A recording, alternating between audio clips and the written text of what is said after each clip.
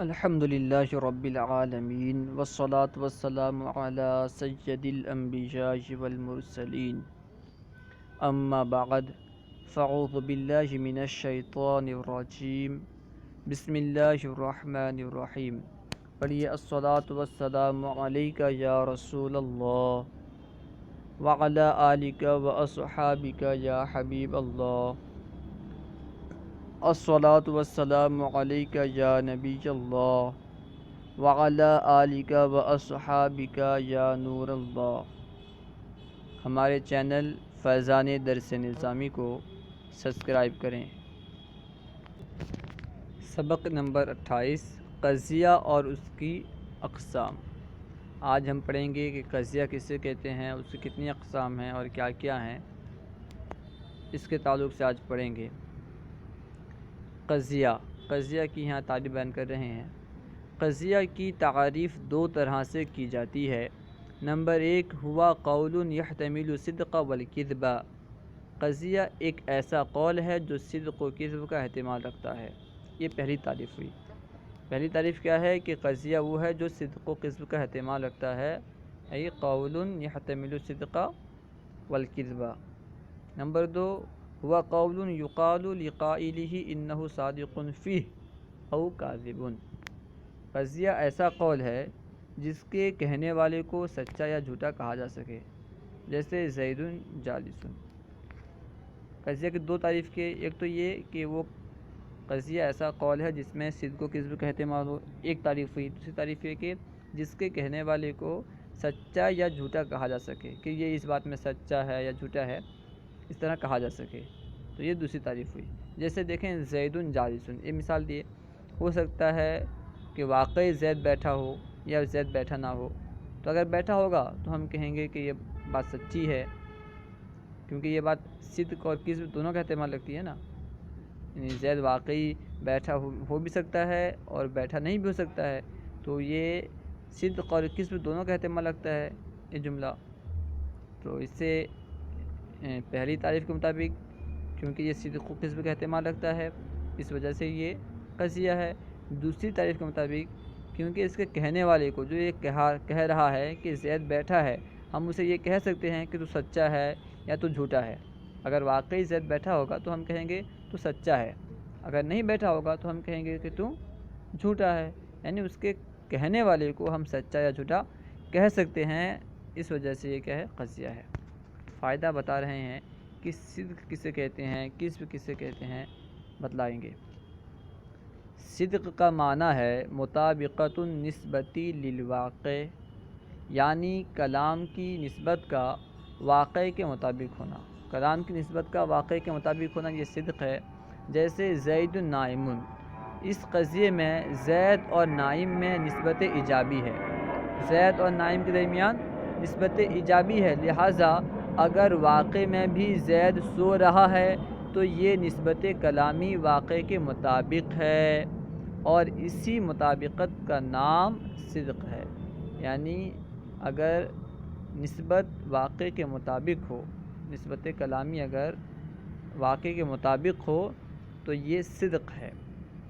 کذب کا معنی عدم مطابقت النسبت للواقع، کلام کی نسبت کا واقع کے مطابق نہ ہونا، کلام کی نسبت کا واقع کے مطابق نہ ہونا اسے کذب کہتے ہیں۔ جیسے مثال مذکور کہ اگر واقع یعنی خارج میں زید گھر میں سو نہیں رہا ہو تو زید نائم فی البیت کلام کاذب ہے۔ اگر زید گھر میں نہ سو رہا ہو تو یہ کہنا کہ زید نائم فی البیت یہ کاذب ہے، کیونکہ اس صورت میں کلام کی نسبت واقع کے مطابق نہیں ہے بلکہ مخالف ہے، اس لیے جب مطابق نہیں ہے تو جھوٹ ہے، یعنی کلام کی نسبت کلامی یہ واقع کے مطابق نہیں ہے، اس لیے کذب ہے۔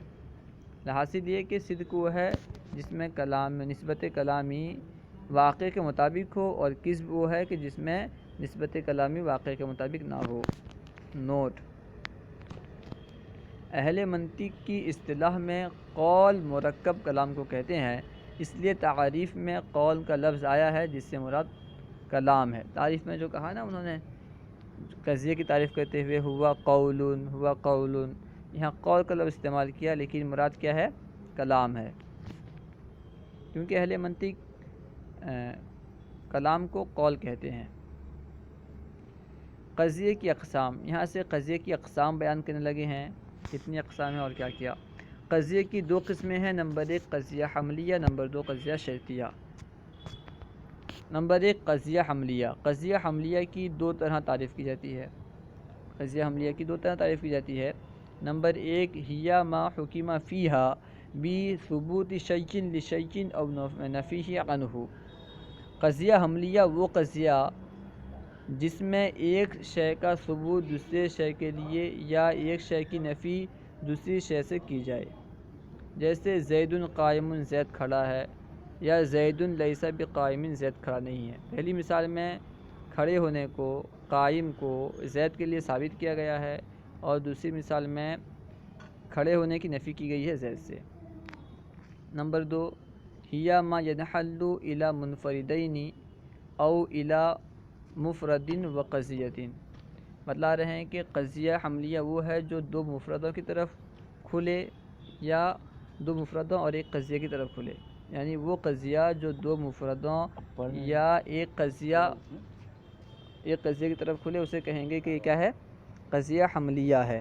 قضیہ حملیہ کی دو تعریف بیان کی، ایک تو یہ کہ جس میں ایک چیز کو دوسرے چیز کے لیے ثابت کیا گیا ہو، یا ایک چیز کو دوسری چیز سے نفی کی گئی ہو، اور دوسری تعریف یہ ہے کہ جو دو مفردوں یا ایک مفرد اور ایک قضیہ کی طرف کھلے، اسے قضیہ حملیہ کہیں گے۔ اب قضیہ شرطیہ کی تعریف بیان کرنے لگے ہیں کہ قضیہ شرطیہ کسے کہتے ہیں۔ قضیہ شرطیہ کی بھی دو طرح سے تعریف بیان کی جاتی ہے، تعریف کی جاتی ہے۔ نمبر 1 ہیا لم یکن الحکم فیہا بثبوت شیء لشیء او نفی عنہ۔ وہ قضیہ جس میں ایک چیز کو دوسری چیز کے لیے ثابت کرنے یا ایک چیز سے دوسری چیز کی نفی کرنے کا حکم نہ پایا جائے، ایک چیز کو دوسری چیز کے لیے ثابت کرنے یا ایک چیز کو دوسری چیز سے نفی کرنے کا حکم نہ پایا جائے، بلکہ کچھ اور پایا جائے، اس میں ثابت کرنے یا نفی کرنے کا حکم نہ پایا جائے، اسے قضیہ شرطیہ کہتے ہیں۔ نمبر 2 ہوا ما ینحل الی قضیتین۔ وہ قضیہ جو دو قضیوں کی طرف کھلے، یعنی تقسیم ہو۔ کھلے سے مراد کیا ہے؟ تقسیم ہو۔ جیسے مثال سے دیکھیں، ان کانت الشمس طالعۃ، ان کانت الشمس طالعۃ فالنہار موجودا۔ اگر سورج موجود ہوگا تو دن موجود ہوگا۔ یہ قضیہ دو قضیہ کانت الشمس طالعۃ اور النہار موجودۃ کی طرف، النہار موجود کی طرف کیا ہو رہا ہے؟ تقسیم ہو رہا ہے، کھل رہا ہے۔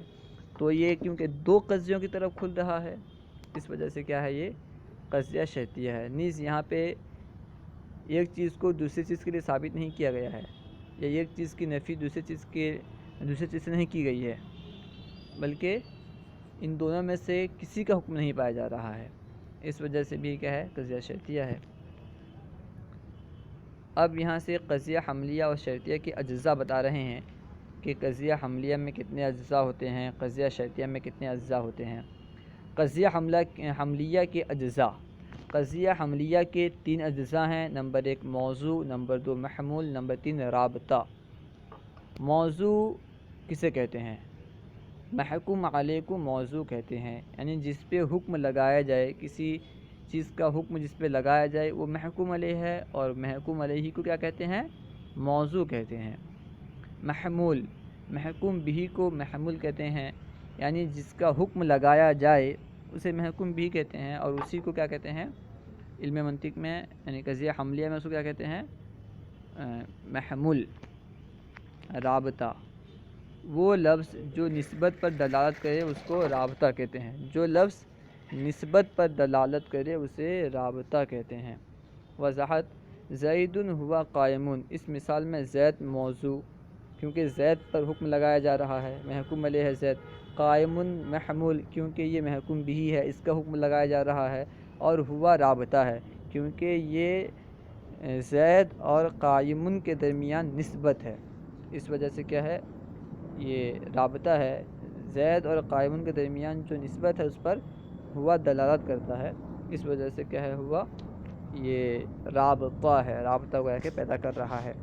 فائدہ: قضیہ حملیہ میں رابطہ مذکور ہونے کی صورت میں اسے قضیہ ثلاثیہ کہیں گے، اور محذوف ہونے کی صورت میں قضیہ ثنائیہ کہتے ہیں۔ یعنی جب رابطہ مذکور ہوگا تو اسے کہیں گے کہ قضیہ ثلاثیہ ہے، اور اگر مذکور نہیں ہوگا، محذوف ہوگا، تو کہیں گے کہ قضیہ ثنائیہ ہے۔ ثنائیہ یعنی جس میں 2 جز ہوں، ثلاثیہ یعنی جس میں 3 جز ہوں۔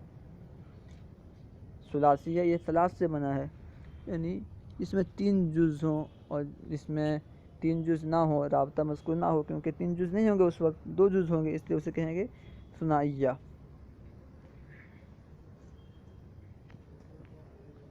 اب دیکھیں مثال دے رہے ہیں۔ پہلے کی مثال زید ہوا قائمون، ایک اس کی مثال ہے ثلاثیہ کی مثال ہے جس میں 3 جز ہیں، اور دوسرے کی مثال جیسے زید قائمون، اس میں دیکھیں 2 جز ہیں، محکوم علیہ محکوم بھی، اور رابطہ اس میں رابطہ پہ دلالت کرنے والا کوئی لفظ نہیں ہے، محذوف ہے، اس وجہ سے یہ کیا ہے ثنائیہ ہے۔ قضیہ شرطیہ کے اجزاء: قضیہ شرطیہ کے کتنے اجزاء ہیں، کیا کیا ہیں، بیان کر رہے ہیں۔ اس کے 3 اجزاء ہیں: نمبر 1 مقدم، نمبر 2 تالی، نمبر 3 رابطہ۔ مقدم کسے کہتے ہیں؟ قضیہ شرطیہ کے پہلے جز کو مقدم کہتے ہیں۔ قضیہ شرطیہ کا جو پہلا جز ہوتا ہے اسے مقدم کہتے ہیں۔ تالی کا مطلب ہوتا ہے پیچھے آنے والا، تو یہاں پہ کسے کہتے ہیں؟ تالی۔ قضیہ شرطیہ کے دوسرے جز کو تالی کہتے ہیں۔ رابطہ، اس میں بھی رابطہ ہوتا ہے، مقدم اور تالی کے درمیان جو حکم ہوتا ہے اس کو رابطہ کہتے ہیں۔ جیسے ان کانت الشمس طالعۃ فالنہار موجود، اس مثال میں کانت الشمس طالعۃ مقدم ہے کیونکہ یہ پہلا جز ہے، اس لیے کیا ہے مقدم ہے، اور النہار موجود تالی ہے کیونکہ یہ بعد کا جز ہے، دوسرا جز ہے، اور ان دونوں کے درمیان جو نسبت ہے وہ رابطہ ہے۔ یعنی ان کانت الشمس طالعۃ فالنہار موجود کے درمیان جو نسبت ہے یہی رابطہ ہے۔